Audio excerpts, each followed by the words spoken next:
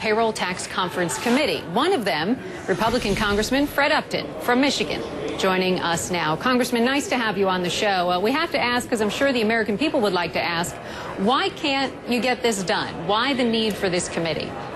Well, you know, this is the normal way that things are done. The House bill is always different from the Senate. The conference is usually organized to resolve the differences.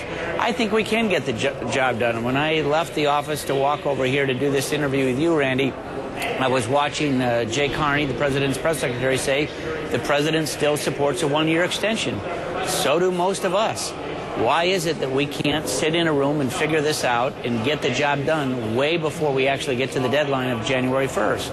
I want to read you something from an op-ed in today's Wall Street Journal, quoting here, the GOP leaders have somehow managed the remarkable feat of being blamed for opposing a one-year extension of a tax holiday that they are surely going to pass. Republicans have also achieved the small miracle of letting Mr. Obama position himself as an election year tax cutter. So my question to you, has the GOP botched this campaign by behaving this way? No, I don't think so. Look, we're all on the, most of us on both sides, House, Senate, Republican, Democrat, are on the same page. We want a one-year extension of the payroll tax. It means to the average family $1,000, which is a lot of money. I just listened to your rock star a few minutes ago, and he said for $2 he can change the world. Think what $1,000 can do, or literally $40 a month, whatever it might be, for the average worker out there. So we can get this thing done. We have appointed conferees. It's not our road or the highway. We know that there are going to be some changes in both of the bills. Let's sit down, figure it out, and get the job done, and then get out of town. So the end of the year, looking at the calendar, is 10 days away. What can you say today to the American people so that they give them a little sense of calm, so they don't have to worry anymore about their paychecks taking a hit? I mean, what actually is going to happen in the next 10 days?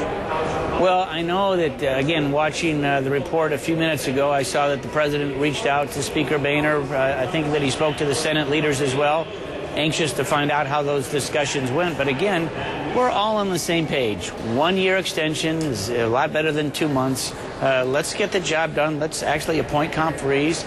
Let's sit down and figure out where we need to go and get the job done so that we don't go all the way up to the end of the deadline. I want to ask you about the White House's Twitter campaign related to this payroll tax cut. The White House tweeted this: what does $40 mean to you? And they're getting a heck of a response from people asking and telling them what a difference of $40 a paycheck might mean to them and their families. What do you make of the response, and what do you say to those people? Well, it does make a difference. To every family it makes a difference, whether it's a tank of gas, whether it's maybe going out on a meal with your spouse, taking your kids there. It means a lot. $1,000 a year for the average family making $50,000 is a heck of a lot of money, and it's something that we cannot turn our back on as we look at these very difficult times, economic times. Well, as you say, you all agree, so I think we're all looking forward to an agreement before January 1. I hope so. Fred Upton, thank you very much. Thank you for your time. Thanks.